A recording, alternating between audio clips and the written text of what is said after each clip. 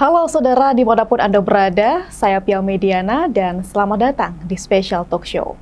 Talk show kali ini terasa istimewa karena akan membahas mengenai pemilihan kepala daerah atau Pilkada Jember 2024. Di kesempatan kali ini sudah hadir dua narasumber yang tidak asing lagi bagi kita.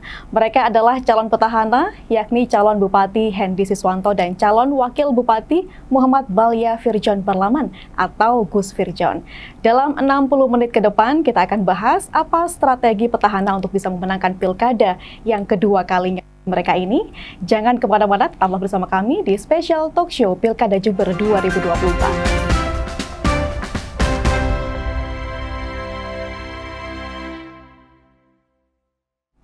Pak Hendy, Gus Firjon, selamat datang. Terima kasih sudah hadir di studio kami, tentunya untuk berbagi strategi dan visi misi.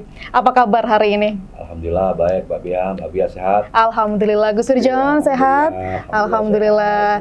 Sebelumnya kami mengucapkan selamat, tentunya sudah menjadi peserta pilkada tahun ini dengan nomor urut 1 ya. Baik, lega akhirnya karena kita tahu semua bagaimana perjuangan Pak Hendy, Gus Firjon untuk bisa mendapatkan dukungan maju di pilkada tahun ini. Asa itu hadir ketika Mahkamah Konstitusi memberikan atau mengabulkan gugatan undang-undang terkait dengan soal ambang batas dukungan begitu. Bagaimana perasaannya bisa sampai di titik saat ini? Ada satu terharu, dan ini semua karena skenario Allah SWT. Ya. Saya selama 3 bulan berjuang untuk mendapatkan, karena persyaratan kami bukan dari kader partai. Ya.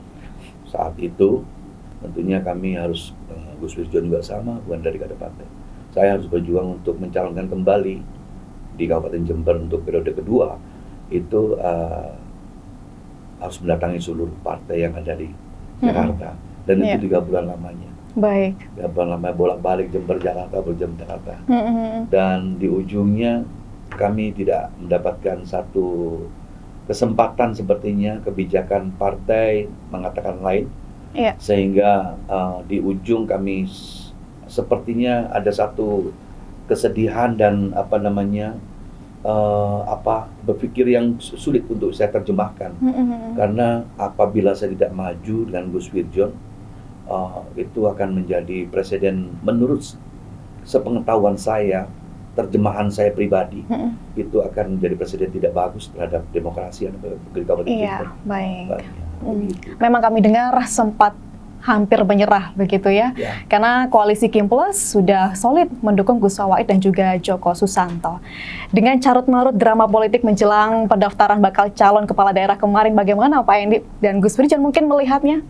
Saya melihatnya itu hal yang biasa, dan ini bagian dari kedewasaan demokrasi, dan dari semangat euforia pilkada serentak. Karena di negeri ini belum pernah pilkada serentak, Mbak Pia. Baru sekarang, selama ada sejarah negeri ini, baru hari ini ada pilkada serentak. Sehingga mungkin seluruh partai masih sedang menata regulasi, sedang menata strategi. Begitu juga kami sendiri yang akan mencalonkan kembali bersama Gus Firjon, itu tentunya masih menata juga bagaimana ini, ke posisi kita ini bagaimana. Dan perlu diketahui juga Mbak Pia, saya dengan Gus Firjon ini dari awal tetap tidak mau berubah. Saya, Pak Gus Firjon harus bersama-sama dengan saya. Karena tunjukkan kesetiaan itu di awal Gus Firjon mulai masih berpikir, nanti bisa ditanya Gus Firjon bagaimana beliau terus siap itu. Kenapa? Banyak juga banyak pertimbangan yang tentunya bukan pertimbangan terhadap demokrasi saja, tapi lebih dari itu. Nanti. Nah, ini menarik Pak Hendy, karena biasanya kepala daerah ini di akhir masa jabatan pecah kongsi, pisah begitu. Nah, baik. Oke, ke Pak Hendy dulu nih mungkin. Kenapa memilih Gus Firjon, tidak yang lain? Kayak mungkin misalnya. Pertama yang jelas, saya pribadi, ini pribadi ya. Saya adalah santrinya beliau meskipun saya nggak mondok di sana. Mondok di tempat pondok pesantrennya beliau. Karena orang tua saya juga santrinya ibu beliau. Sama-sama sekarang sudah pergi bersama Gusti Allah. Mudah-mudahan mereka semua husnul khotimah. Amin Allahumma. Dan tentunya ilmu yang diberikan orang tua Gus Firjon, ibunda beliau, diberikan pada ibunda kami.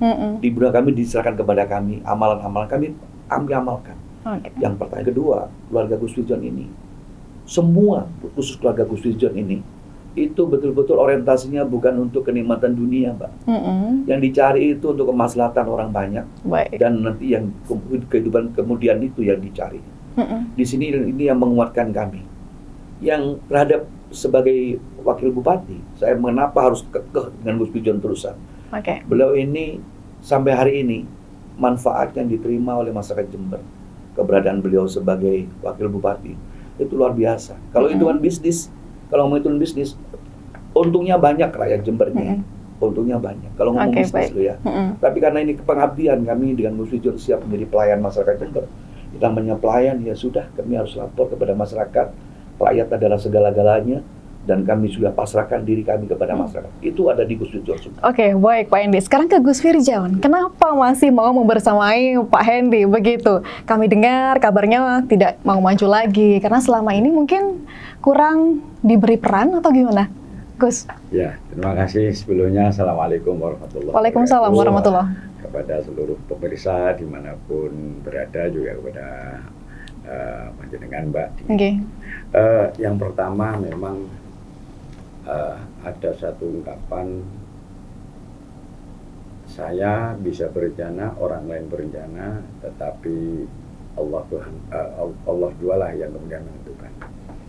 Memang saya sudah pernah sampaikan kepada beliau bahwa rasanya saya sudah cukup untuk mendampingi beliau, di mana beliau sudah banyak yang dilakukan, banyak mendapatkan penghargaan, artinya elektabilitas beliau sudah naik. Baik. Tapi kemudian beliau masih tetap kepada saya. Nah, kemudian seiring perjalanan waktu, kemudian beliau pamit. Ya, nanti saya tak akan mencoba mengupayakan surat tugas atau rekom. Tapi kalau ditanya nanti saya berpasangan dengan jenengan, nanti monggo. Tapi saya tetap menunggu restu dari kiai. Baik. Nah, kemudian satu hal yang unpredictable, ini semakin membuat kami yakin bahwa di dunia ini ada yang maha merencanakan dan ada yang maha menentukan. Bukan kita, bukan manusia, bukan orang lain. Gitu. Baik.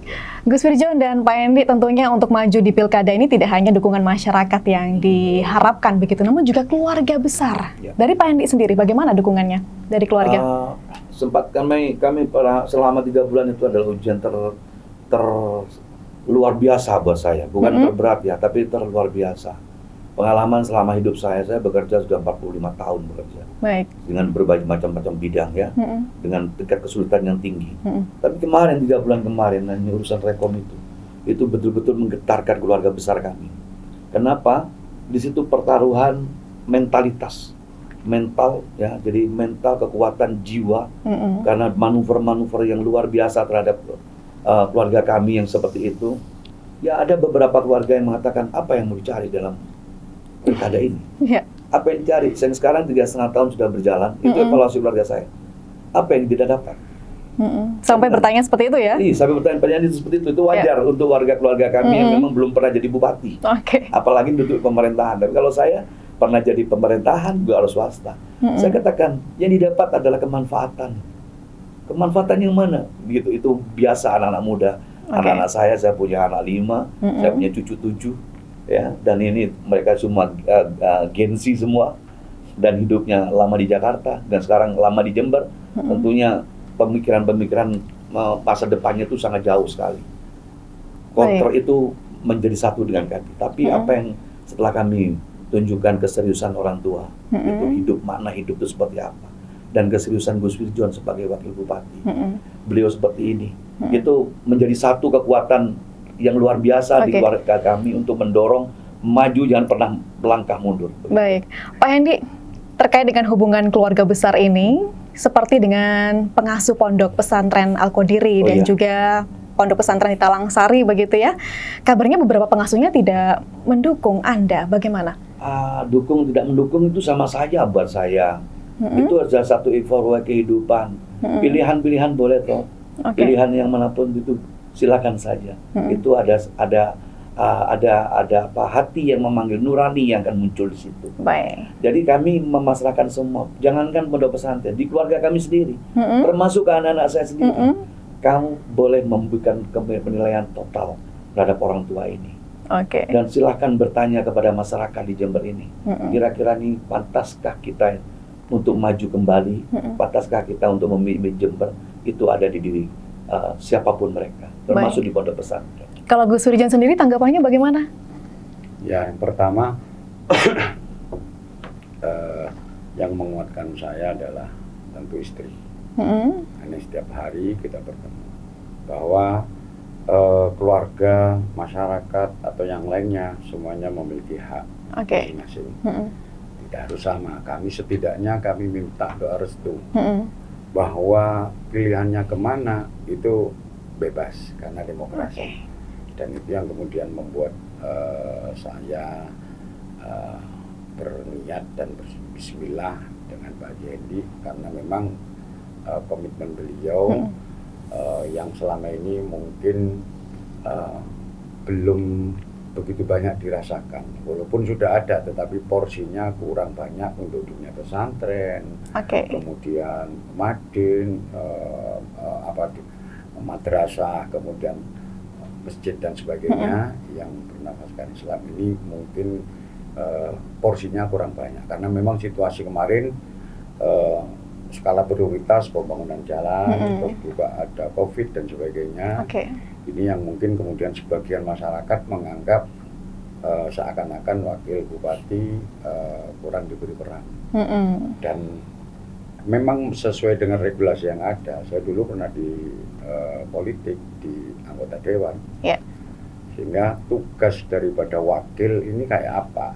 Sesuai undang-undang memang membantu tugas bupati dalam mengevaluasi atau menjalankan tugas tambahan. Nah, sehingga upaya sebagian yang kemudian terus mempengaruhi dan mengeffort agar saya ini berbenturan dengan Pak Bupati ini saya hindari. Oke, baik. Di keluarga cukup demokratis hubungannya begitu. Nah, ini satu hal yang menarik juga Pak Hendy. Kenapa bersama PDIP begitu? Menjadi kader, apakah memang karena visi misi yang sama atau justru sekadar pragmatisme politik untuk menggerus suara? Saya punya pengalaman, saya tadi bilang, saya 45 tahun bekerja. Saya orang teknik sipil dan saya ahli di dalam infrastruktur. Tapi jangan kira saya tidak pernah bekerja dengan di luar teknik sipil. Saya pernah jualan ayam puluhan ribu ayam, bukan 1-2 ayam. Gagal berangkat jual kayu, buka restoran, macam-macam saya lakukan itu. Tapi kembali lagi bahwa jodohnya di infrastruktur, ya, jodoh di infrastruktur. Jadi sekarang kalau pertanyaannya Pak Bia seperti itu, kenapa kok terjadi seperti ini? Kembali lagi bahwa Gusti Allah itu menjalankan, kami mengalir saja. Oke, baik. Mengalir saja kondisinya dan itu begitu ada keputusan MK seperti itu, ada PDI Perjuangan yang masih tinggal saat itu dan memberikan kepada kami. Nah, ini adalah tidak ada lain, ini adalah Gusti Allah yang sudah memberikan kepada kami seperti ini. Oke, baik Pak Hendy. Maju lagi di Pilkada tahun ini tentunya ada motivasi besar yang mendorong begitu ya. Pastinya ada program yang ingin dilanjutkan kalau misalkan menang nanti atau bahkan ada yang baru. Tapi kita akan rehat sejenak terlebih dulu dan saudara tetaplah bersama kami dalam Special Talk Show Pilkada Jember 2024.